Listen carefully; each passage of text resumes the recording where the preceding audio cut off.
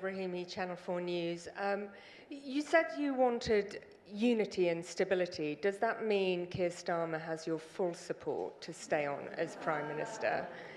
And then second to that, a lot of people feel that this government hasn't delivered for working class Britons.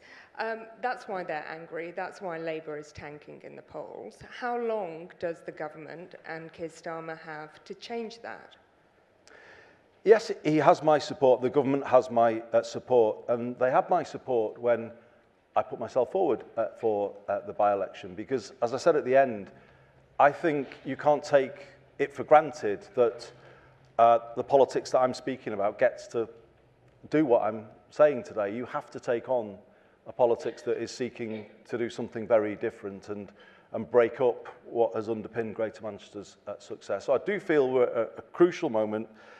It is absolutely right that people give the government stability in this moment. I don't agree with you that the government hasn't done anything to support, as you say, working class Britain. I reference things that we are doing with the government support in Greater Manchester.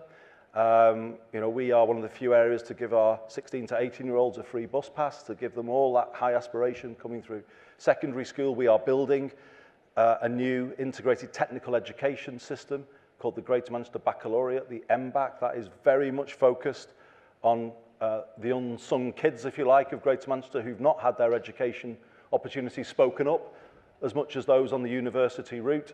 And I've got the backing of the Education Secretary, who I was with yesterday, talking to about that. We could mention other things, breakfast clubs. So I think it's got to be...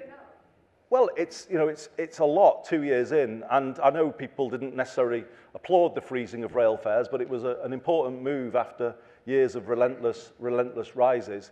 So I think there should be more, though, and I think now it's about a relentless focus on these things and be explicit, I think, anyway, in lowering rents, water bills, energy bills, rail fares, bus fares. I said it in the speech, I'll say it again. I think we are paying far too much for these things compared to other countries in Europe, and that explains why some people really struggle to hold it all together month to month.